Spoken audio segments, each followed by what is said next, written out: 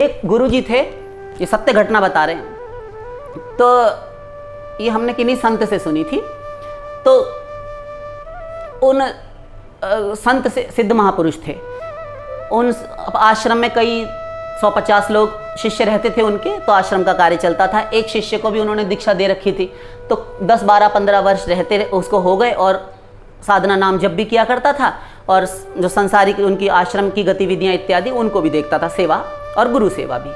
तो करते करते जब काफ़ी समय बीत गया, ध्यान दीजिए, जब काफ़ी समय व्यतीत हो गया तो एक दिन बहुत उदास, म्लान मुख, मुरझाया हुआ चेहरा।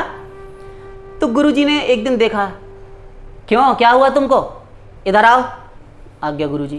तो तुम्हारा मुख कैसे उतरा हुआ है, क्या हुआ तुमको, किसी ने कुछ कहा है क्या?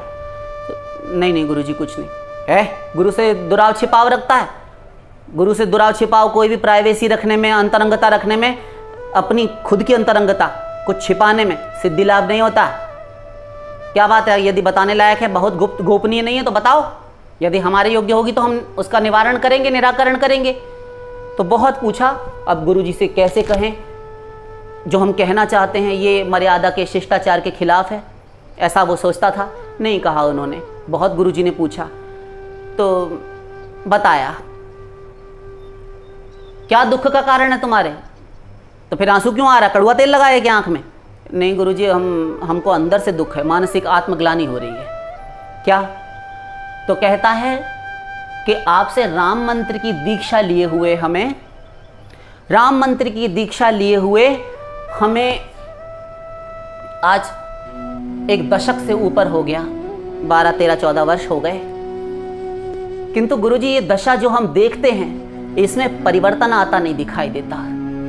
ये चित्त की वृत्ति, अत्यंत मलिन जो चित्त वृत्ति थी, और ये बढ़ती जा रही है सांसारिक विषयों में रहकर, ऐसा लगता है। जबकि आपके सानिध्य में है फिर भी ऐसा लगता है कि अंतःकरण शुद्ध होने का नाम नहीं लेता, और राम नाम जप इतना करते हैं दिन रात, कोई प्रभाव, कुछ प्रत्यक्ष नहीं, कोई अनुभूति, अनुभव नहीं हुआ। उस दुख से दुखी हैं। आपने साधना गलत बताई है, आपका दिया हुआ नाम जप अथवा दीक्षा में कोई खोट है, ऐसा तो स्वप्न में भी नहीं सोच सकते, किंतु अपने भीतर दोष देखते हैं।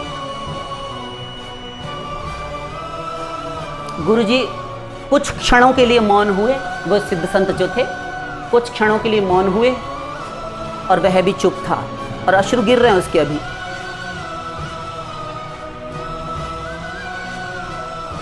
कुछ देर बाद गुरुजी कहते हैं, ऐसा कर, उसकी पीठ पर हाथ मारा और कहते हैं, तू ऐसा कर, छोड़, फिर हटा।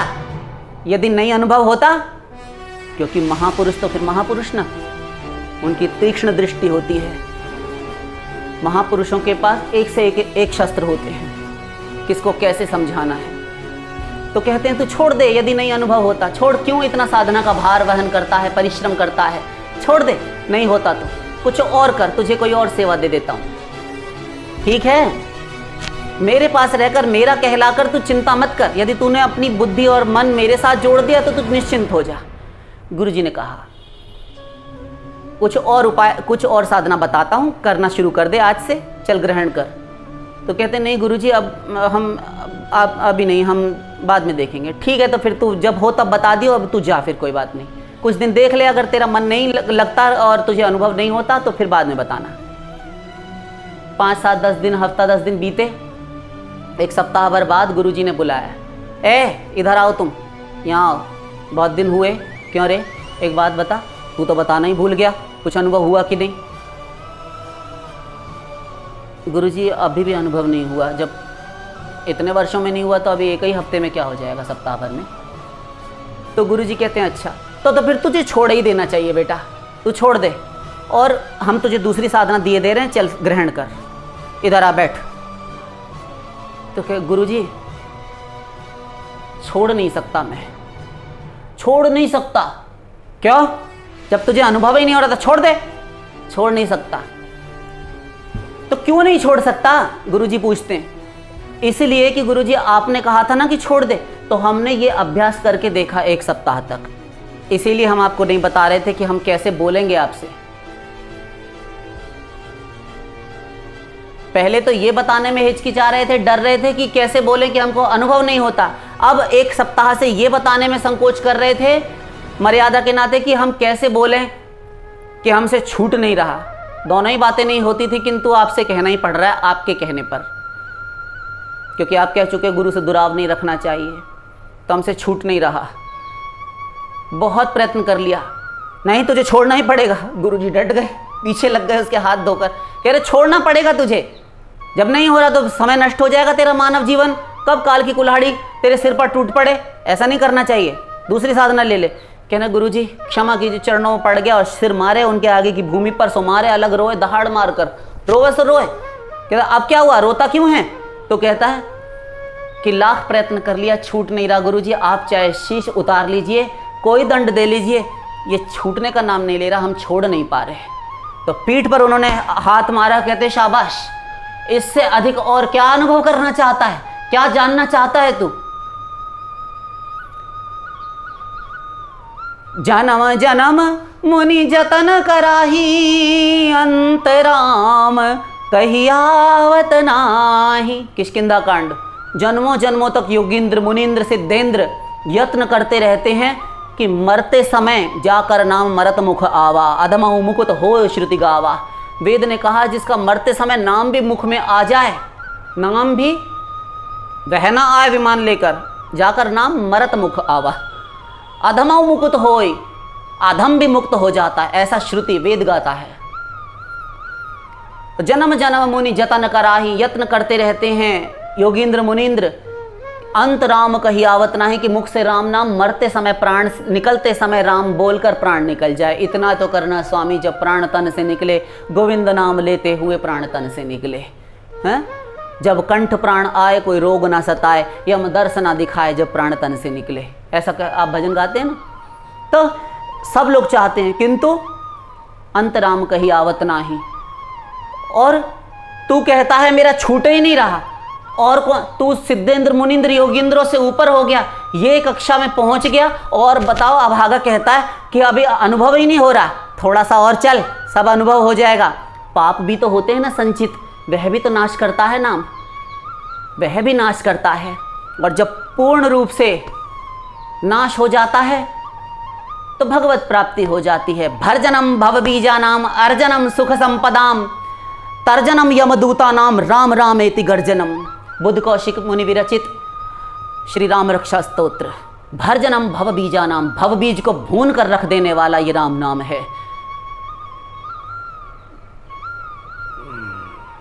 अर्जनम सुख संपदाम, सुख संपत्तियों संपदाओं का अर्जन करने वाला, एकत्रित करने वाला है, इकट्ठा कर देने वाला, तुम्हारे पास अक्षय भंडार लगा देने वाला है।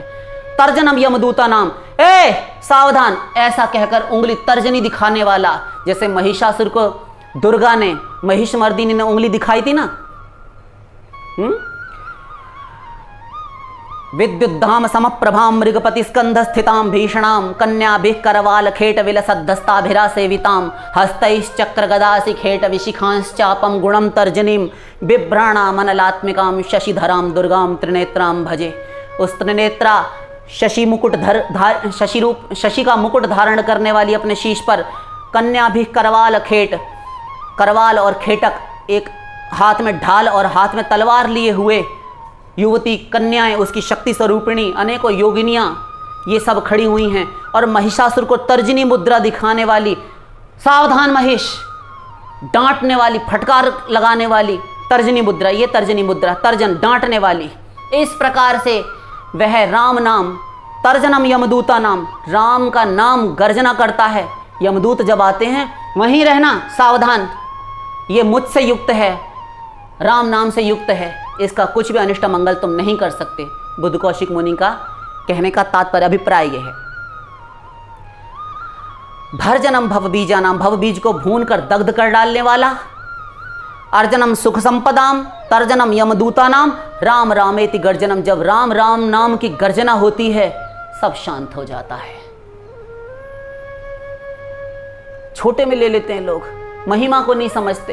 तो आशा रखनी चाहिए, आशा बंदा समुत्कंठा नाम गाने सदा रुचि। आशा रखनी चाहिए, अवश्य मिलेंगे मुझे, अवश्य मिलेंगे मेरे हरि, मेरी राधा रानी, मेरे प्रभु, मेरी सखियां, वे अवश्य मिलेंगी मुझे, अवश्य मिलेंगी। सबने पाई हैं। और फिर मेरे गुरुदेव का वचन है, अवश्य मिलेंगी। बड़े बड़े पापात्माओं को गले लगाया, उन्होंने कहा है, यदि उन्होंने कह दिया क्या संदेह रह जाता है। बार बार गुरु के वचनों को याद रखना चाहिए। संभव हो तो गुरु का सत्संग प्राप्त करना चाहिए, यदि पास में है तो जाना चाहिए। आधे में आधी घड़ी आधे में पुनियाद, तुलसी सा कबीरा संगति साधु की हरे कोटि अपराध। आधे में आधी घड़ी 24 मिनट की एक घड़ी का आधा 12 मिनट, 12 मिनट का आधा 6 मिनट, और आधे में पुनियाद, फिर उसका भी आधा 3 मिनट, अर्थात 3 ही मिनट का सत्संग प्राप्त हो जाए, तुम्हें गुरु मोटिवेट करके भेज देगा।